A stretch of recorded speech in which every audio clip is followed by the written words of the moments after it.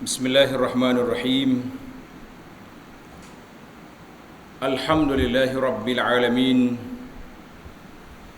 Ta'alat asma'uhu wa tammat kalimatuhu sirqan wa adla.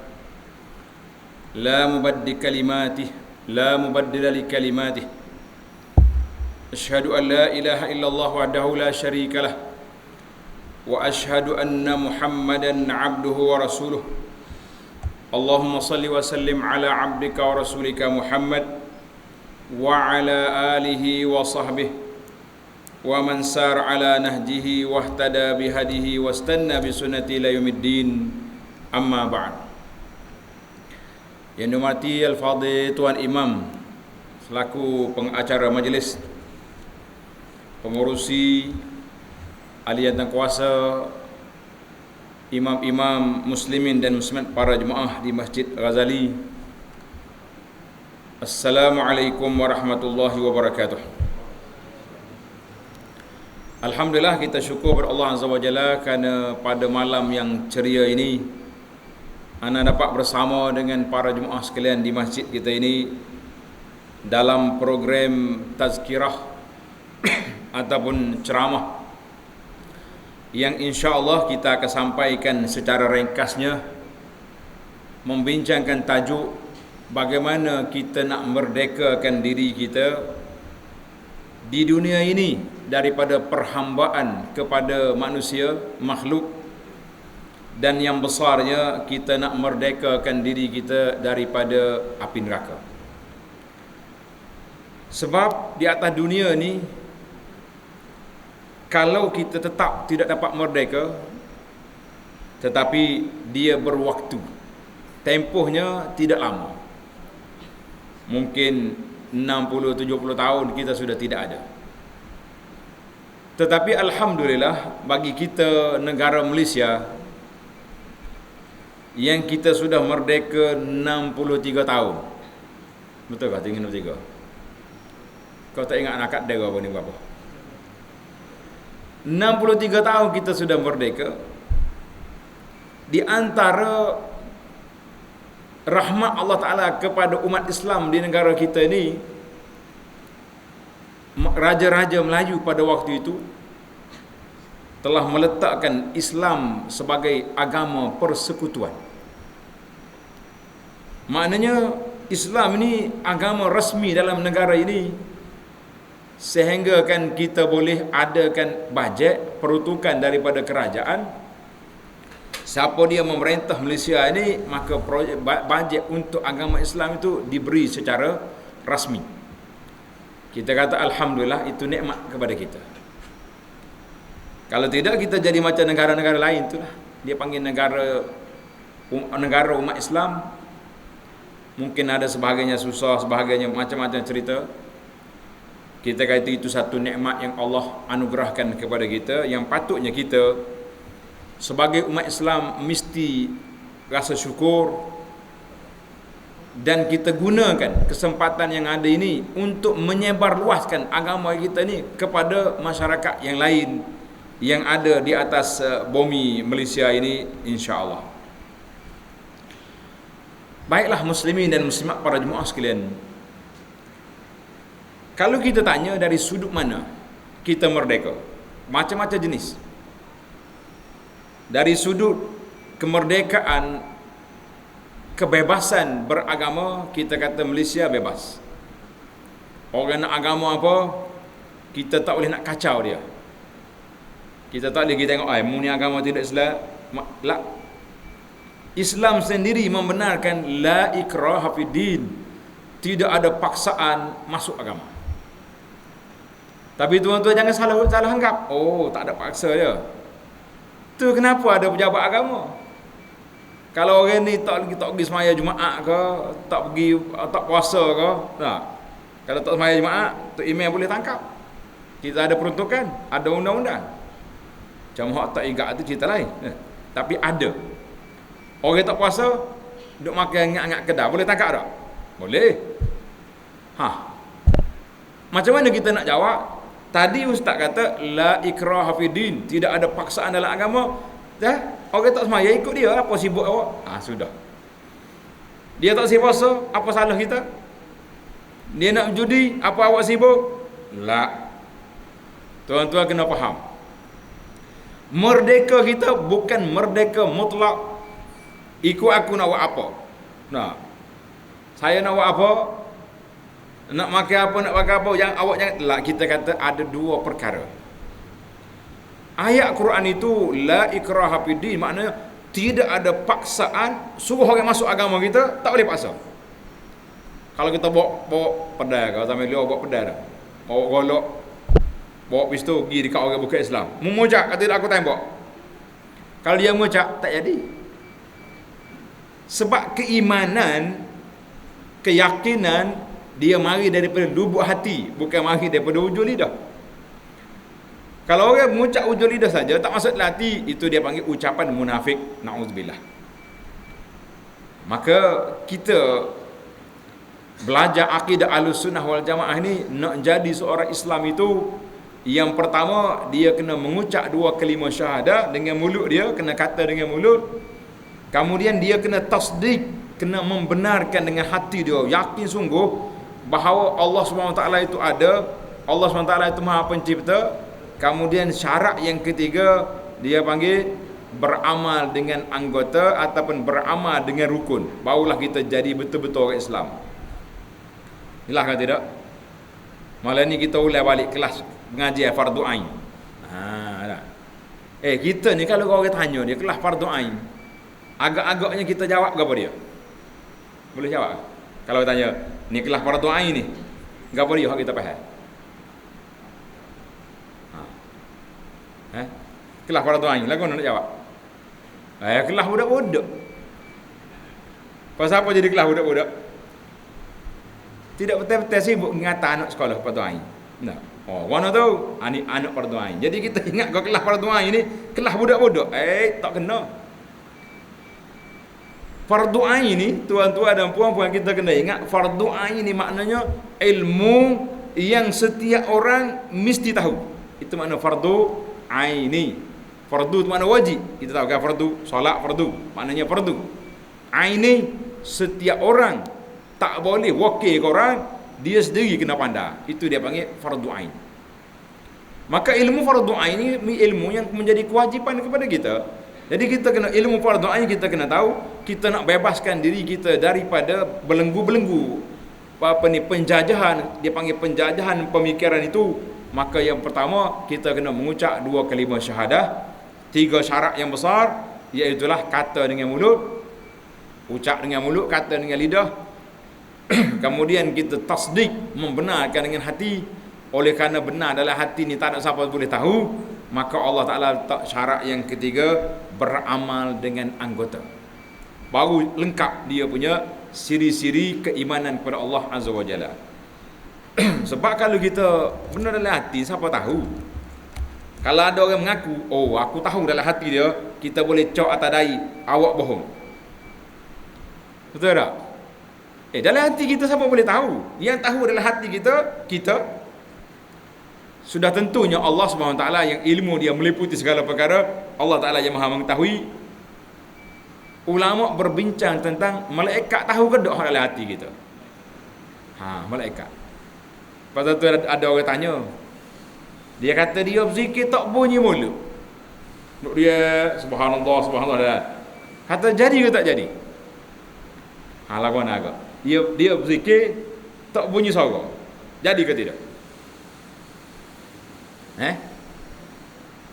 Tuan-tuan kena ingat, zikir kena ada, kena bunyi dengan lidah kita. Subhanallah, alhamdulillah, wala ilaha illallah, Allahu akbar. Ni kata kita bagi mana? Nampak dah? Itu dia panggil zikir. Tapi kalau kita senyap, kita memikir, itu dia panggil berfikir. Berfikir, senyap. Guna otak, guna hati kita. Tapi kalau berzikir, kita zikir dengan lidah kita, itu yang dikatakan berzikir. Jadi alhamdulillah para jemaah sekalian, kita boleh faham. Kumpulan yang kedua, dia kata dia beriman dengan mulut dia, tapi hati dia tak yakin. Itu dia panggil iman munafik. Hak ni tak jadi. Kalau dia mati, innal munafiqina fi darkil asfali minan nar orang ini tetap masuk dalam neraka wal iyaz billah.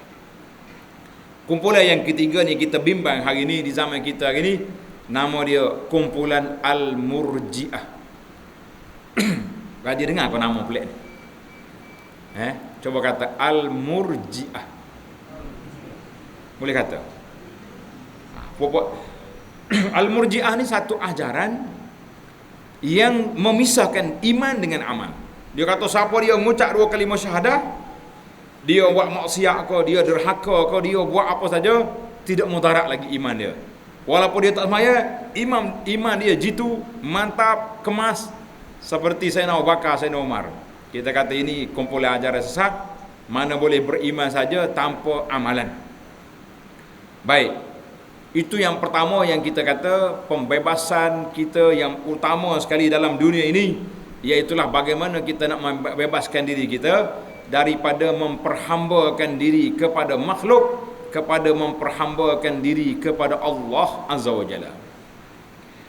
Satu hari Nabi SAW berjalan dengan seorang sahabat nama dia Muaz bin Jabal. Tuan-tuan tanda nama ulama ni. Nanti lepas ni kita tanya. Siapa dia boleh jawab, kita bagi hadiah. Mana hadiah dia?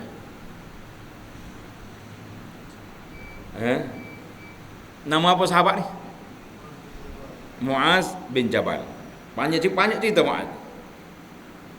Satu hari Nabi kita SAW tanya, "Ya Muaz, atadri ma haqqullahi 'alal ibad?" Muaz, mu tahu apakah hak Allah Ta'ala ke atas setiap hamba dia? Kita ni hamba, apakah hak Allah Ta'ala ke atas kita? Yang mesti kita bertanggungjawab, yang mesti kita laksanakan, apa dia? Tuan-tuan kena ingat, biasanya kalau Nabi tanya, para sahabat ni kalau dia tahu jawapan, dia tak akan jawab. Dia beradab. Dia kata apa? Allahu wa rasuluhu a'lam. Allah Ta'ala dengan Rasul dia yang tahu. Cerita Rasulullah, apa dia? Kita ini kalau orang tanya, jangan nak jawab lagi ni. Penatlah ustaz mengajar, tahu Allah wa rasuluhu a'lam. Sudah kerja. Tak jawab, nak bagi markah payah tak? Jawab tanya soalan biasa dia, Allah wa rasuluhu a'lam, tak ada kuasa jawab dia. Allah wa rasuluhu a'lam tu kita dengan Nabi, itu adab. Kalau kita dengan ustaz, kalau ustaz tanya, kalau kita tahu, boleh bagi tahu. Tapi kalau nampak ustaz tu nak bagi tahu sebab ramai orang tak tahu, elok kita kata Allahu a'lam. Silakan bagi tahu. Maka Nabi SAW bagi tahu, ya Muaz, hak Allah Ta'ala ke atas hamba-hamba dia, kan, iaitu tanda tuan-tuan, an ya'buduhu wa la yusyriku bihi syai'a. Hak Allah Ta'ala ke atas kita, hendaklah kita sembah Allah, jangan melakukan syirik terhadap Allah Ta'ala dalam semua perkara. Maka ini dia panggil kemerdekaan hakiki. Orang yang nak merdeka, nak membebaskan diri dia, iaitulah dia letakkan perhambaan dia terhadap Allah Azza wa Jalla. Jangan kita duk perhambakan diri kita kepada benda-benda lain yang tidak ada kuasa. Oi, takkan kita tak boleh taat kepada ketua kita, kepada bos kita, penghulu kita? Itu ketaatan dalam perkara-perkara yang kita mampu, tak ada masalah. Tapi dalam masalah penyembahan, dalam masalah pergantungan hati, dalam masalah kita nak minta tolong benda-benda yang besar, itu hanya kepada Allah yang kita boleh minta tolong. Jangan minta dengan benda lain. Kita pergi dekat kubur tok ayah ke, tok wali ke, minta lah, itu tidak boleh, kan? Nak pergi ziarah kubur tak apa. Kemudian Nabi SAW tanya balik pula soalan yang kedua, atadri Muaz, atadri ma haqquhum alaih? Mu tahu ke tidak apakah hak hamba, hak Allah Ta'ala pula ke atas hamba dia? Kita beriman, kata alhamdulillah. Apakah hak Allah Ta'ala nak beri kepada kita sebagai seorang hamba yang mukmin, yang beriman? Mak jawab, Allah wa rasuluhu a'lam. Allah Ta'ala dengan Rasulnya tahu, kami mana tahu. Qal alla yu'adzibahum, bahawa Allah tidak akan mengazabkan mana-mana hamba dia yang beriman, yang patuh, yang taat, yang setia kepada Islam. Allah Ta'ala tidak akan azabkan dia. Hadis ini diriwayat oleh Imam Bukhari. Muaz radhiyallahu anhu, seorang sahabat, dia ni cerdik tuan-tuan. Bila dia biasa dia jalan, dia tak jauh daripada Nabi.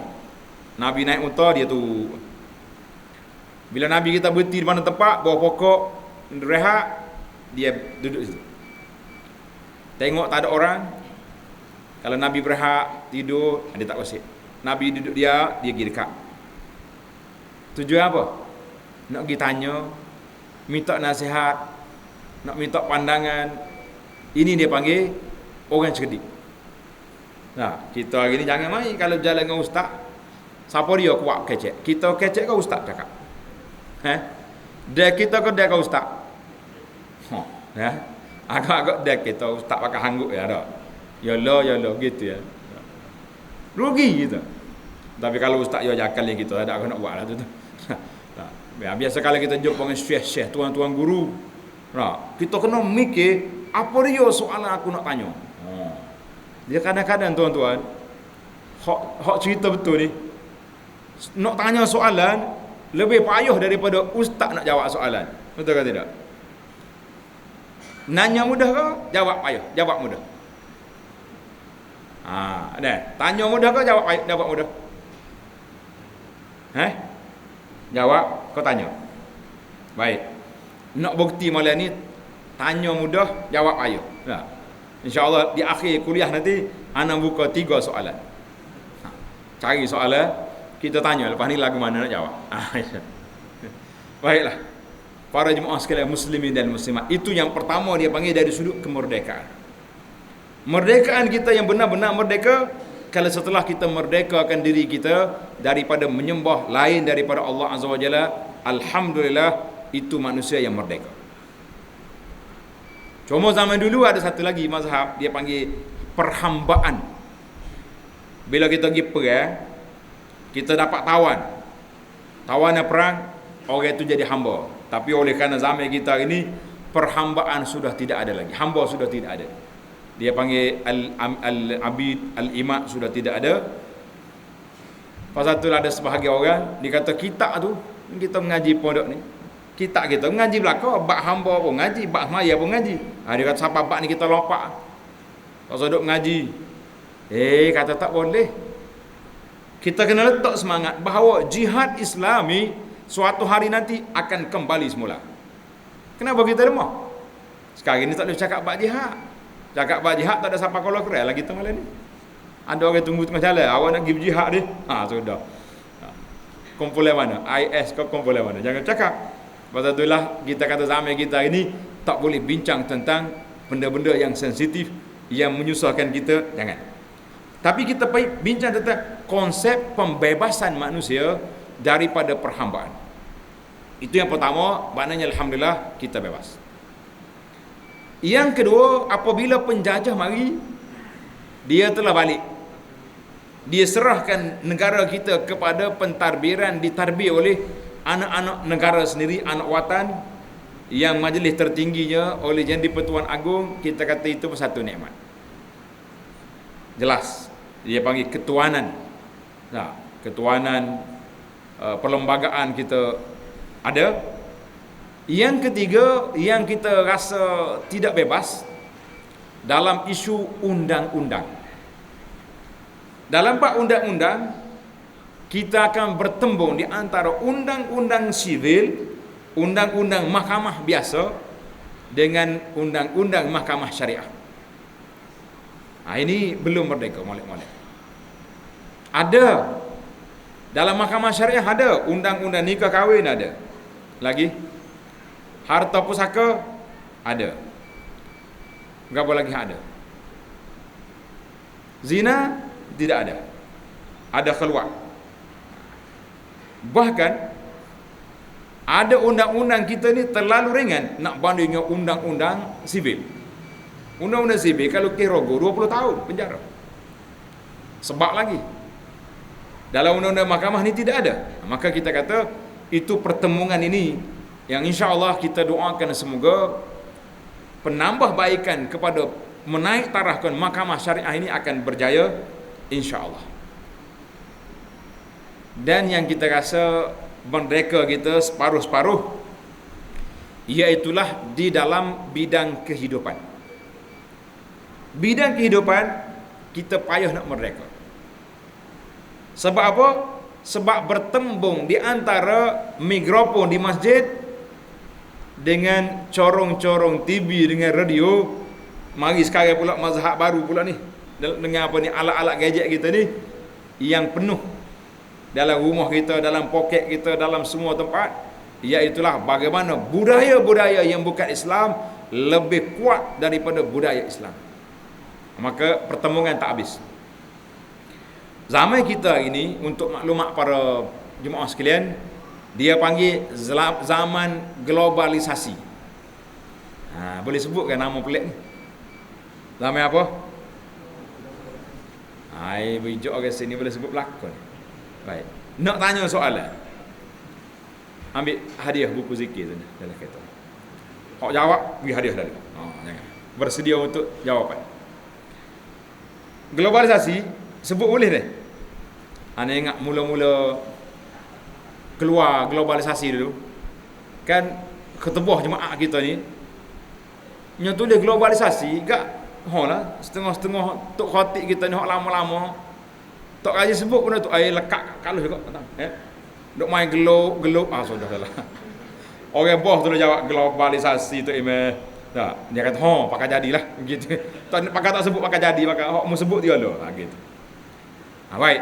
Sekarang ni kita nak tanya apa dia makna globalisasi. Siapa boleh jawab? Silakan. Yang nampak kemah kak kita ni. Ni nampak ni cikgu kita nak jawab. Silakan. Globalisasi makna apa? Dunia tanpa sempadan. Ya. So, lagi. Alik ni pula ni. Baju hijau. Langit terbuka. Betul? Ya lah. Ya lah belakang. Lagi. Ni baju merah. So, lagi soalan. Jawab apa yang aku mah. Globalisasi mana apa? Kita selalu dengar kan globalisasi. Siapa tak tahu apa kita dengar. Malam ni insya-Allah anak akan definisikan globalisasi sampai tuan-tuan dan puan-puan faham, tak payah tulis. Kata setara mana nak bisa ni? Boleh ke kita? Enggak boleh. Ada orang kata globalisasi ini dunia tanpa sempadan. Ada orang kata globalisasi langit terbuka. Enggak apa lagi. Alam maya macam-macam. Tapi takrif yang sebenar seperti yang diberi oleh Syekh Dr. Wahbah Az-Zuhaili, seorang ulama besar bahagian fiqh dalam dunia ni. Ana pergi ke seminar dia mahdi hadir. Dia kata makna al-aulamah globalisasi itu, tuan-tuan ingat molek. Tak payah tulis, boleh ingat selalu. Dia kata orang putih, makna orang kafir, nak suruh kita makan apa yang dia makan, nak suruh kita pakai apa yang dia pakai, nak suruh kita buat apa yang dia buat. Jadi ke tak jadi? Jadilah ni. Anak-anak kita tak usah kira hak di bandar, hak di kampung, serupa pakaian. Hak di kampung dengan hak di bandar besar sama. Seluar tak kena tak cukup saiz, baju tukar dengan adik. Tukar tak tukar? Tukar ketak gelemak baju adik apa dah. Kadang-kadang mok tukar dengan anak juga baju pergi pasar malam. Ngono gelak molek tu. Allah, baju budak ni salah pakai. Masalah baju budak tu baju budak lah. Ayuh dia gendo buat gitu apa? Tak boleh tegur tak gamuk orang ni. Tak. Kita ahli masjid ni jadi lagu ni pula. Masa globalisasi penat. Cuma hak dia suruh kita buat sebab dia buat tu insya-Allah bagi kita orang Islam ni taklah berlaku sedemikian. Mana tak ada lagi lah. Bagi dia sebab tu bila kita banding jenayah dalam negara Islam dengan negara bukan Islam, tak banyak negara bukan Islam. Sebab apa tak banyak? Pasal apa tak banyak? Minum arak bagi dia jenayah ke tidak?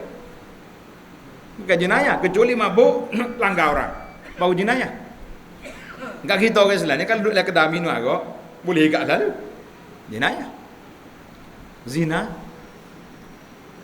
Suka sama suka. Jangan rogol. Rogol jenayah. Zina. Jenayah ke tidak?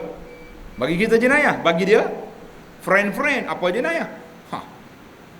Sebab tu nak banding dia punya kita mana jenayah tempat dia tidak banyak, sebab bagi kita jenayah, bagi dia tidak jenayah dalam bab perkara-perkara fahisyah, mungkar dan maksiat.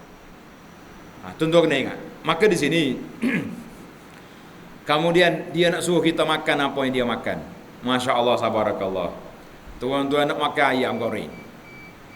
Kena gimana? Nak pergi cari orang ayam goreng mana? Tak sih, dia pasal malam ni budak-budak. Tak. Oh lah apa hot ni ya mari. Tak lain dah. Tamu-tamu kalau majlis dia pakai so boleh molek ke. Tak. Hari jadi ke, pergi cari. Nak makan ayam goreng, pergi cari kepala orang tua tu pasal apa?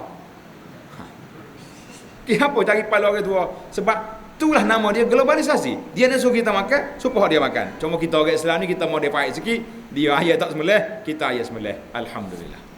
Pergi makan lah. Tidak salah makan tu. Tapi jenama-jenama. Nak makan ayat, cari kepala orang tua. Nak makan roti, McDonald. Kau dia nama dia? Kita kapal pada McDonald gitu. Ada. Nak pakai nama-nama betul tak apa kita nak sebut.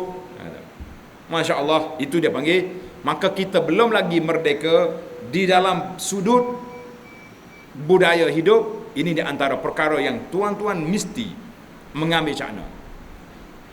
Anak kempen banyak. Rasa nak kempen juga sini. Nak dengar kita sini dengar. Kalau nak baru kita royak. Kalau tidak tak jadi. Nak dia panggil masuk syurga sekeluarga. Nak mana tak say kan? Kita ni bagi kita orang Islam semua kita nak pergi syurga belaka. Betul? Alhamdulillah. Ya muslimin nak pergi syurga. Muslimat nak pergi syurga. Betul? Boleh tanya soalan yang kedua? Boleh? Berapa orang nak pergi? Nak pergi syurga tu berapa orang? Ya? Deras sikit jawab. Nak pergi berapa orang? Sekeluarga. Anak, cucu, cicit, menantu pergi belakang. Betul? Hak ni amak nak suruh email tanya. Waktu mari masjid. Waktu mari ngaji. Waktu ada kelas fardu ain. Berapa orang mari? Aku nak email. Nak pergi syurga agak deras jawab. Belakang. Lepas tu tanya pergi ngaji. Abah seorang mari. Dia jaga gendum mah. Mana anak-anak? Ini satu kepincangan. Mana tuan-tuan, kita ibarat gini lah. Ni, sahabat kita selalu boleh ke Mekah. Dia pergi pejabat travel nak pergi Mekah. Tu haji nak pergi apa ke? Habis nak beranak. Mana pasport? Perak holah dia sore. Guana. Orang travel kata guana. Tak dia makan obat kali hari ni. Tak. Jangan main. Orang travel kata apa tak kata ni. Tak. Kita bincang ni. Tak makan obat kata haji ni cukup. Nak pergi habis nak beranak mari pasport so apa cerita? Kita macam tu juga tuan-tuan. Kalau betul-betul kita sayang kepada keluarga kita, betul-betul kita sayang kepada anak isteri kita, nak bawa pergi syurga sekali, maka dalam kelas-kelas pengajian, ceramah-ceramah agama, waktu solat berjamaah, waktu PKP ni budak kecil tak boleh bawa, biar tinggal dulu. Kita bawa hak boleh bawa besar-besar. Biar ada tanggungjawab kita bahawa aku nak jadi orang baik dan biar keluarga kita semuanya menjadi orang yang baik, insya-Allah. Muslimin dan muslimat para jemaah sekalian, itu dia panggil. Barulah kita boleh bincang bagaimana kita nak berhijrah ke arah yang diredai oleh Allah Azza wa Jalla. Itu mana hijrah? Hijrah mana berpindah. Daripada dulu lara kita. Tadi kita duduk sambil-sambil tunggu maghrib, kita duduk buat tentang banjir. Banjir 2014. Kau terlupa habis dah. Jangan lupa mari pula na'udzubillah. Dah. Waktu banjir Allah Taala hantar mari hanyut barang-barang kita. Ada sebahagian orang, Masya Allah, Allah Ta'ala hanyutkan dia daripada tempat lara ke masjid, ke balasan. Ada. Anak tak nak sebut kampung. Lepas pada banjir, NGO mari daripada luar, nama Ghulam Dakwah mari. Dia buat sebuah masjid, dia panggil anak pergi ceramah. Kita pergi. Hodok depan kita ni nampak hebat. Kalau orang kampung kita panggil orang kedabel. Nah, orang kedabel. Bila kita ceramah dia menangis. Dia kata, Ustaz, nasib baik banjir mari. Baik. Orang lain habis hanyut rumah, dia nasib baik. Kata, macam mana boleh nasib baik tu? Allah, dia kata, kalau dulu Ustaz nak jumpa saya kat tempat pelagu air, tempat orang judi, tempat karut-karut lah. Alhamdulillah, banjir telah menghanyutkan saya ke surau ini. Ustaz doalah biar saya istiqamah sampai ke mati di sini. Kita kata Masya Allah, tabarakallah. Hadza. Kadang-kadang hijrah ni dengan sebab kesempitan hidup. Macam Nabi kita berhijrah dari Mekah ke Madinah, kerana apa? Kerana orang Quraisy kenak ke dia. Boleh je sebenarnya. Tak payahlah kita nak kata Nabi itu pelarian. Tak. Kalau dia kata Nabi pelarian, tak kena. Sebab Allah Ta'ala Maha berkuasa. Ingat tak? Waktu Nabi pergi ke Taif, dia balik, dia siapa di Taif? Gaji, kena dengar cerita Taif tak? Nabi kena lontar kaki, siapa berdarah. Gaji dengar? Nabi balik daripada Taif, siapa dia tunggu tengah jalan? Malakul Jibal, ketua malaikat jaga bukit dalam dunia ni. Dia mari jumpa Nabi di Qarnul Manazil. Dia kata, ya Rasulullah, kami malaikat di langit kau, orang panggil berasa sedih benar tengok Nabi kena hina, kena pukul di Taif. Tapi apa boleh buat? Wahyu Allah Ta'ala tak benar kami turun sehingga saat ini. Maka dia ni ketua malaikat jaga bukit di dunia. Dia kata, Rasulullah, kami nak minta izin nak ambil Jabal Akhshabah ini, dua bukit besar di Mekah, nak pergi hempak atas kepala Saqif yang lontar Rasulullah sallallahu alaihi wasallam di Taif. Halagona agak kita. Luka tak kering lagi ni. Orang mari nak tolong. Buat mana agak kita? Tanya dah. Tidak Mekah banyak bukit kan? Hai tak ke dua yang malaikat weh. Nah. Bahaya boleh lima kau nak agak. Rasuli Rabbil Alamin, rahmatan lil alamin, kata apa tuan-tuan? Dia kata la. Jangan malaikat. Kalau nak pergi hempak dia kanut ni, jangan. Bal arju an yukhrijallahu min aslabihim man ya'budullah. Aku harapkan Allah Ta'ala keluar daripada zuriat mereka. Kalau orang tua-tua tak pakai, aku harap anak cucu dia akan masuk Islam, menyembah Allah Azza wa Jalla. Masya Allah. Mereka terbaik balik ke langit, Nabi kita balik ke Mekah. Subhanallah. Cuma bila tekanan terlalu dahsyat, boleh je Nabi angkat ke langit, ya Allah, hantar mari malaikat semula. Tai buat Mekah ni pula. Boleh ke tak dia?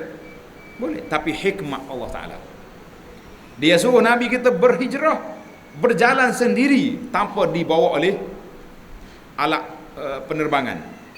Macam Nabi kita pergi Isra' Mi'raj, dia naik kapal terbang pergi. Apa dia nama kapal terbang dia? Nama apa? Burak. Ngaji tengok burak. Lagu mana gambar tu? Ada sayap, lepas tu muka dia muka orang perempuan kan. Atu pergi perhati di hidung dia, hidung makcik tu ada tindik sini. Ada orang tunjuk kanan, dia kata-kata ni borok India ni, bukan borok Nabi. Borok Nabi tu macam unta, macam kuda gitu, macam kecil daripada kuda, besar daripada baral. Nabi kata, mana lebih kurang anak kuda. Tak ada rupa-rupa orang, rupa orang ada tindik, dia kata India rekor banyak. Baik. Artinya para jemaah sekalian, maknanya kalau Nabi nak lawan puak ni, mampu tak mampu? Boleh je. Ya Rabbi, habis. Tapi Allah nak ajar kepada kita para jemaah sekalian, nak membebaskan diri kita daripada belenggu yang mengancam kita daripada nak beribadat tak boleh, maka kita kena hijrah. Kita di sini alhamdulillah, kata Tuhan alhamdulillah. Setakat ni kalau kita nak solat, ada orang marah tak marah? Kecuali 14 minggu. Siapa marah? Siapa marah 14 minggu tak boleh sembahyang di masjid? Covid. Corona marah. Corona sebenarnya nama dia corona. Virus corona. Dia punya nama istilah dia COVID-19. Covid mari tak boleh sembahyang Jumaat. Masa tu ramai orang pakat nak jadi tok imam, mutunya jadi tok imam kan tok bila boleh sembahyang di masjid. Kata dulu kita nak latih tak seh. Awak tak boleh pergi masjid baru nak jadi tok imam dah. Jadi AJK masjid. Tak AJK boleh sembahyang. Kita tak boleh sembahyang, rugi dia. Allahu akbar. Lepas tu kita lockdown bila 20 hari bulan 3 kan. Dekat dengan Ramadan, masa tu bulan Rajab. Ingat tuan-tuan tarikh ni. Jangan lupa sampai bila-bila. Mari dekat dengan Ramadan. Gelisah dah lah. Siapa dia lah nak jadi tok imam tarawih. Sudah dah lah. Bini dia kat mana-mana pun kanda tok imam kali ni. Hak mana ada anak mengaji tahfiz, mengaji pondok, mengaji sekolah harap alhamdulillah syukur muju atas orang pondok. Ada juga orang panggil bekal rumah tak. Anak duk tengok ramai orang tanya masalah ni. Majlis agama keluar 50 muka surat panduan solat tarawih. Sudah kata nak baca lagi mana lah 50 muka surat. Kita pun ambil mikrofon, ambil kamera, pacok. Ana ajar cara-cara solat tarawih yang simple, yang mudah. Lepas kita keluar video tu, ramai orang atas WhatsApp mari, terima kasihlah Abu Anas. Saya sudah confident untuk jadi imam. Kita kata alhamdulillah. Sekali kita imam raya dia jadi imam. Pergi tukar kat apa ni? Dia tukar apa ni? Tak ada tukar apa ni? Batas menyapu pada jadi tukar dah. Hak tak tahannya lepas 14 minggu masjid buka, tak tak jawatan pula datuk imam ni mana. Buat imam entry ni tak tak jawatan. Pasal tu lah mula-mula buka masjid, tok imam ingat pagi Jumaat buka masjid ni kak. Buka kemah dah luar. Betul tak? Mari-mari berapa orang ada? Supaya skala juga. Kata mana semangat nak mari masjid pun ni. Bila kita siasat, rupanya mereka tak mau letak jawatan, dia kata sedap dah jadi tok imam. Ada orang tahu WhatsApp, itu ustaz, dosa ke saya ni kalau saya terus jadi imam di rumah sebab rasa selesa dah jadi imam, rasa sedap pula. Kita kata tak boleh dah lepas PKP. Mana ada lagi jadi tok imam di rumah, kena solat di masjid. Sebenarnya boleh. Tuan-tuan mari solat di masjid, suruh anak-anak isteri maya sunat di rumah, siap-siap. Lepas maya kita balik jadi tok imam di rumah. Boleh. Tapi kena mari masjid dulu. Kalau tidak, letih mah. Tok imam apa tak jawatan masjid kosong gitu. Jadi alhamdulillah setakat ni nampak kembali semula dah ke masjid dah. Ramai dah balik semula ni. Ni SU tahu. Kau ramai lagi hotel saya tak jawatan. Dia panggil imam entrim. Hukum jawatan entry ni payah nak letak. Ini cerita entry ni. Baiklah para jemaah sekalian, kita balik kepada bagaimana kita nak bila kita kata perhambaan mengabdikan diri kepada Allah Azza wa Jalla, membebaskan diri kita daripada perhambaan kepada makhluk. Yang pertama sekali tulis. Yang pertama letak nombor, iaitulah kita kena bebaskan diri kita daripada perhambaan dari sudut ibadat kita kepada Allah Azza wa Jalla. Kita kena bebas dari sudut ibadat. Ibadat kita ni, solat kita, bermakna kita kena jaga solat. Ibadat yang paling besar lepas pada kita mengucap 2 kalimah syahadah, iaitulah jaga sembahyang. Siapa dia tak boleh jaga sembahyang, itu masalah besar. Cuma anda dengar ada beberapa orang anak yang mengadu. Dia kata ustaz, mak dia ni atau ayah dia ni pandai cakap bab agama, tapi bila tua tak mau sembahyang. Macam mana kita nak buat? Kita kata Masya Allah, Tabarakallah. Ada juga yang berperangai lagu ni, kita kata itulah di antara tanda-tanda yang cukup berbahaya. Biasanya orang muda tak sembahyang ni. Lama dia lara dulu, lama dia lompat kuat dulu, tak sembahyang. Bila tua-tua ni semangat. Ni kalau tua pula tak sembahyang, jadi belik lah.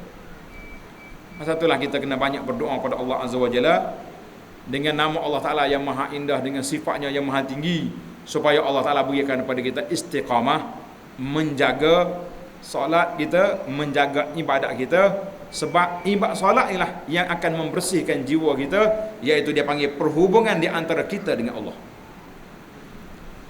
Tuan-tuan muslimin dan muslimat, bila kita susah, kita akan gimana?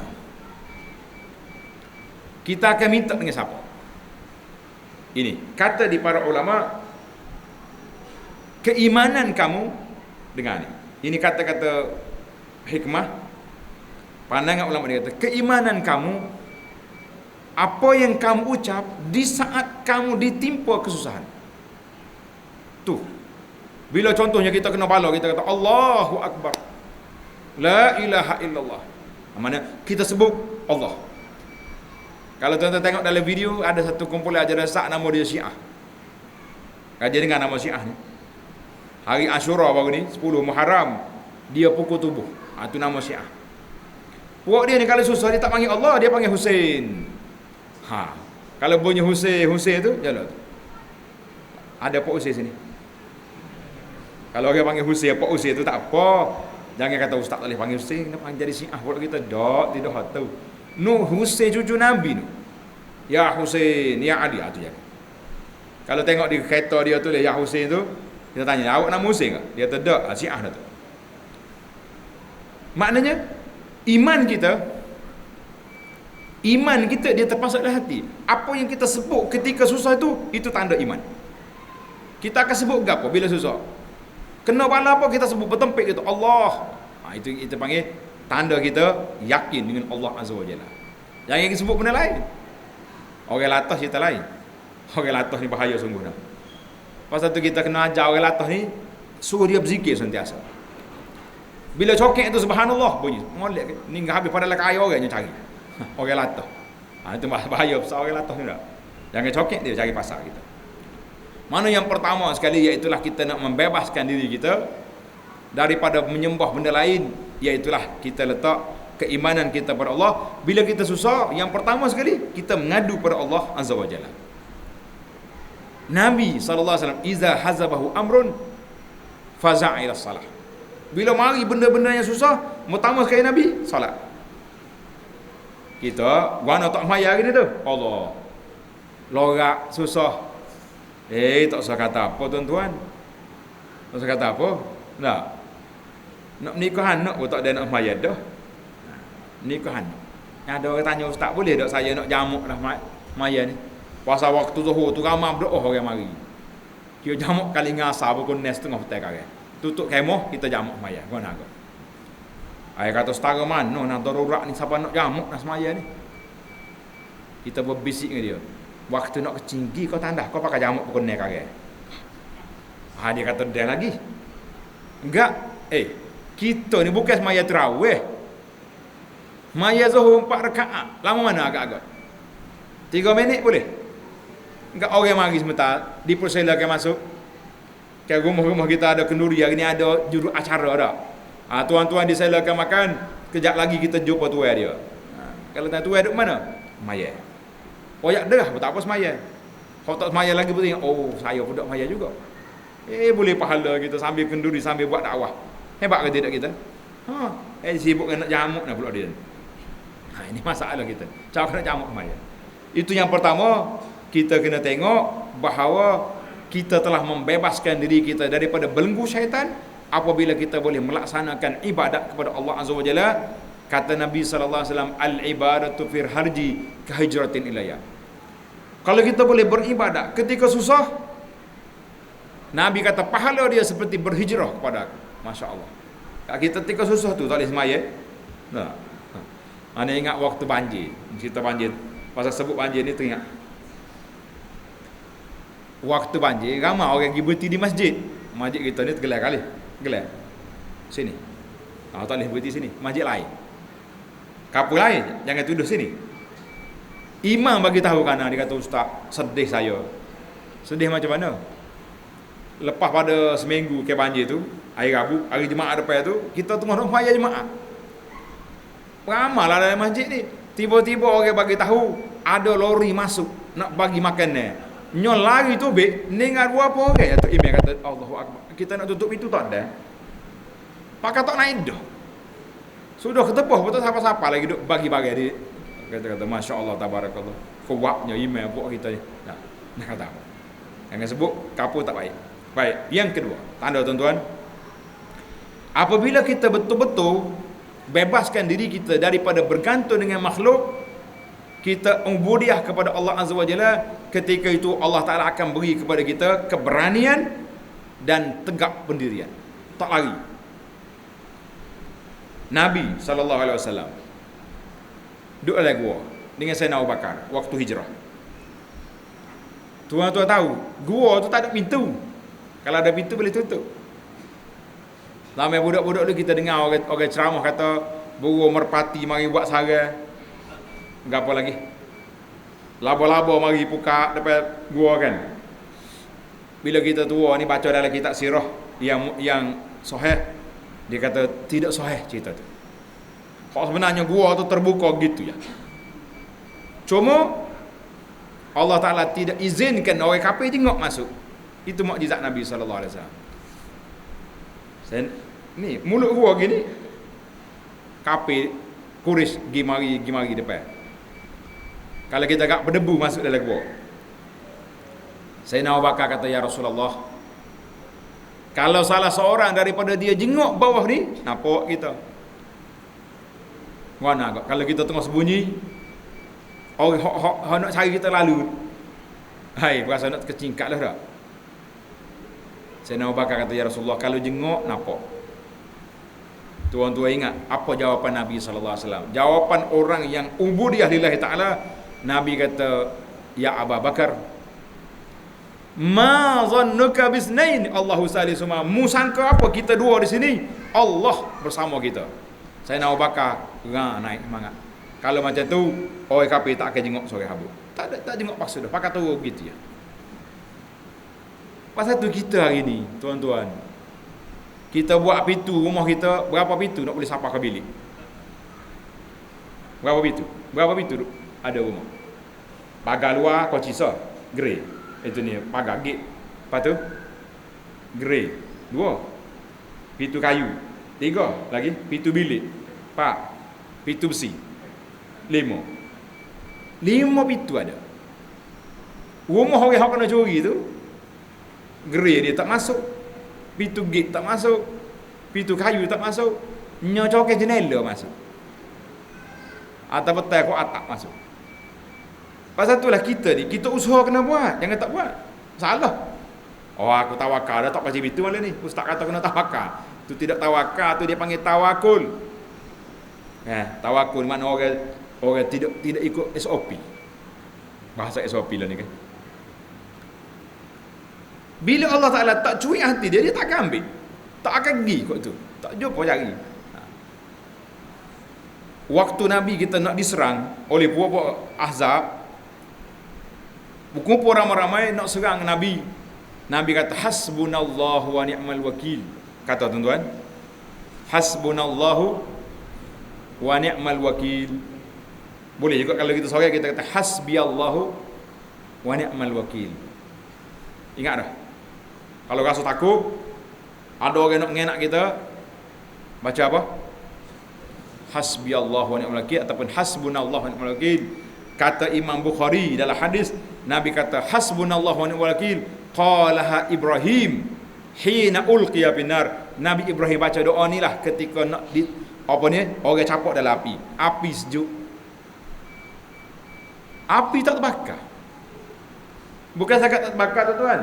Allah Ta'ala perintah api ini, kuni bardan wa salaman, mu jadi sejuk dan sejahtera. Kalau Tuhan tak kata sejahtera, mati juga Nabi Ibrahim. Mati dengan apa? Mati sejuk dalam api. Pelik ke tidak? Kita mati bakar dalam api ni, dia mati sejuk dalam api. Allahu Akbar. Dan Nabi SAW juga bersabda, kata ni hasbunallahu wa wakil, ketika dia dikepung oleh puak-puak kafir. Lepas itu dia panggil, dari bahasanya kita kata inilah orang yang betul-betul mengabdikan kepada Allah. Yang ketiga, tanda tuan-tuan, di antara kesan kita bebaskan diri daripada makhluk, bergantung pada Allah SWT, Allah Ta'ala akan luaskan segala yang sempit, Allah Ta'ala permudahkan segala yang susah, Allah Ta'ala selamatkan kita daripada segala perkara. Kadang-kadang orang bila sebut lagu ni dia mikir, ya Allah kok. Tu orang tu alim besar pun kena bala juga. Tak. Rumah dia air naik juga tergelar. Kereta dia macam-macam, kita kata ada bala, kita kata itu benda lain. Allah Ta'ala permudahkan urusan kita ni dalam pelbagai-bagai perkara yang kita tidak sangka. Sebab itulah kita suka gantung ayat. Di dinding rumah kita ada 2 ayat kita kata. Ayat apa? Ayat kursi. Soal lagi? Ayat tak apa derah. Seribu dinar. Kalau toke 1000 dinar. Kalau orang takut hantu, ayat kursi dah. Tak apa katalah. Daripada duduk kata gambar kaut-kaut tu baik kata ayat Quran. Sekarang kita tengok, kita baca. Teringat juga kan? Ayat wa may yattaqillaha yaj'al lahu makhraja. Sambung. Wa yarzuqhu min haitsu la yahtasib. Allah kata siapa dia takut Tuhan, Allah Taala akan jadikan kelepasan. Banyaklah cerita-cerita para jemaah sekalian, orang-orang yang mendapat kelepasan, mendapat keluasan setelah mereka berada dalam suasana takut kepada Allah Azza wa Jalla, Tuhan akan lepaskan dia. Banyak cerita. Allahu Akbar. Yang keempat, orang yang mengabdikan diri kepada Allah Azza wa Jalla, dia akan aman di dunia dan dia akan dapat keamanan di akhirat. Kata di para ulama, siapa dia aman di dunia, dia akan takut di akhirat. Siapa takut di dunia, aman di akhirat. Maksud dia macam mana? Ada orang ni, dia rasa dia relax atas dunia ni. Kenapa mu tak semaya? Tak apa, Allah Ta'ala Maha Pemaaf. Sedap juga ayat tu. Ada cerita seorang pemuda ni, dia tak semaya. Ahli atau kuasa masjid bersama dengan imam ustaz pergi ziarah dia. Waktu tu umur dia 40 tahun. Dia kata, kami mari ni nak ajak saudara, marilah ke masjid, kita solat sama-sama. Dia kata apa? Ada lagi? Ustaz nak cerita apa lagi? Tak ada dah, nak ajak menghmaya solat. Kalau setakat tu, terima kasihlah. Tapi belum sampai masa. Dia kata arwah ayah dia ni mati umur 80 tahun. Dia baru 40. Tolong beri pada saya 20 tahun lagi. Saya enjoy 60 tahun tepat. Tok email tak payah ajak, kita jumpa di masjid. Sedap dia punya ayat. Power molek. Ini dia panggil orang rasa aman. Aman di dunia. Ustaz pun cuma AJK balik. Tak ada kerja dah, kita dakwah. Nak sampai dah. Esok petang esok orang telefon ustaz, pemuda yang kita pergi ziarah semalam, inna lillah wa inna ilaihi rajiun, mati aksiden. Menangis ustaz. Masya Allah, dia nak 20 tahun, Allah Ta'ala beri 20 jam. Nak kata apa? Allah Ta'ala beri 20 jam ya dia hidup, mati. Dia nak 20 tahun lagi baru nak semaya. Tak ada. Kalau dia dakwah mari dia ikut, Masya Allah, tabarakallah. Bahagia dia. Dia mati dengan husnul khatimah, insya-Allah. Sombong nak kata apa? Pasal itulah dalam dunia ni, siapa dia rasa aman di dunia, dia akan takut di akhirat. Siapa dia takut di dunia, kenapa solat? Aku takut Allah. Kenapa puasa, kenapa zakat, kenapa tak buat maksiat, semuanya takut Allah Ta'ala. Insya-Allah kita aman di akhirat.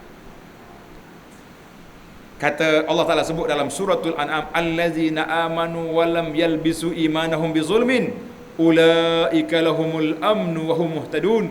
Siapa yang beriman dan dia tidak campur adukkan iman dia dengan kezaliman, dengan maksiat, dengan syirik, dengan apa, mereka itulah orang yang dapat keamanan pada hari kiamat. Siapa nak bahagia di akhirat, kita takut Allah Ta'ala di atas dunia. Yang kelima, yang terakhir para jemaah sekalian, iaitulah al-fauzu biridallah. Orang yang takut kepada Allah Ta'ala, bebaskan diri dia daripada segala perhambaan kepada makhluk. Orang ini di akhirat esok, insya-Allah mereka akan mendapat keredaan Allah Azza wa Jalla. Tamatlah kita perbincangan kita dalam tajuk merdekakah kita. Kita kata insya-Allah Kita merdeka dari sudut akidah, tak ada siapa boleh langgar kita. Kita merdeka dari sudut ibadat. Kita merdeka dari sudut akhlak kita daripada belenggu penjajah di bawah cengkaman satu program nama dia globalisasi. Boleh ke tak boleh? InsyaAllah. Tuan-tuan balik tengok pakaian kita, isteri kita tutup aurat ke tidak, anak-anak perempuan kita lagu mana, menantu-menantu kita lagu mana. Ada juga pak cik ni, bila anak dia kahwin, seronok dia, duk buah sedap. Dia kata, aku tak ada tanggungjawab dah, anak aku orang ambil dah. Tak lama anak dia balik, tukar dengan anak orang bukan Islam.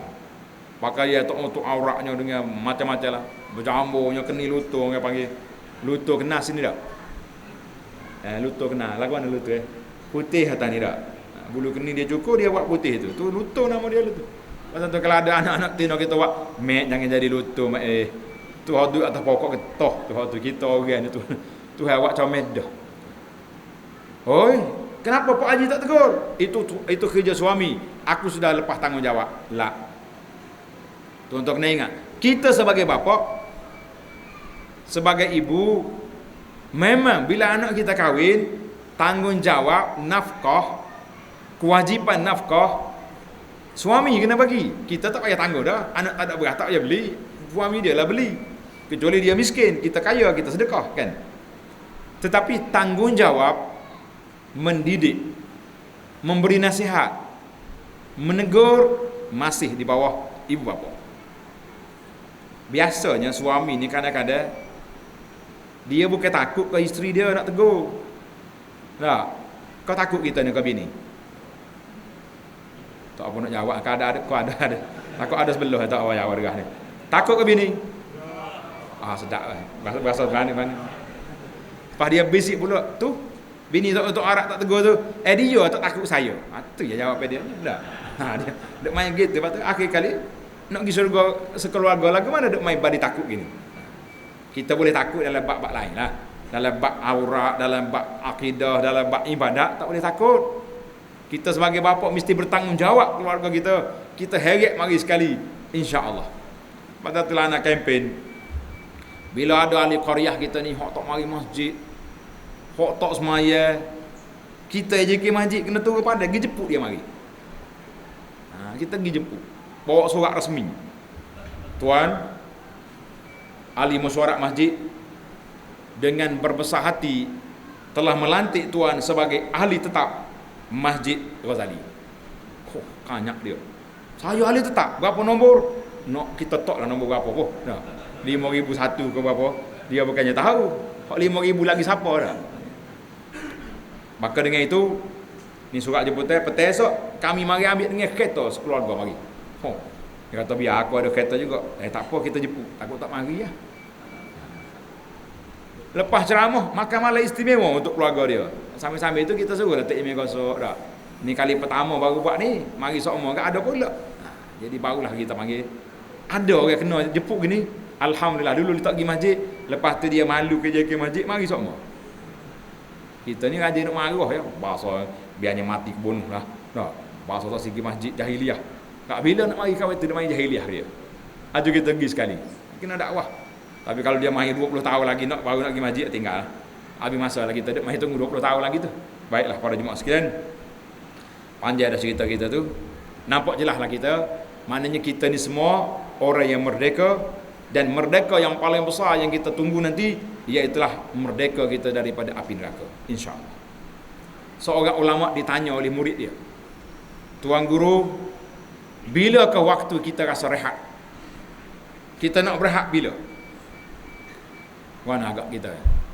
Naik kamera highlight ada. Tu bukan berehat, kita cari letih. Letih, main naik bukit bukannya tak letih. Tuan Guru kata, mu boleh rehat kalau titian sirat sudah di belakang, kamu sudah lepas berat. Baru sedap. Maknanya kita ni insya-Allah bila lepas siratul mustaqim, sirat titian di akhirat esok, mana kita selamat dah tu. Orang hak tak selamat, ngakau jatuh dalam lubang. Tapi hak betul-betul kita rehat bila?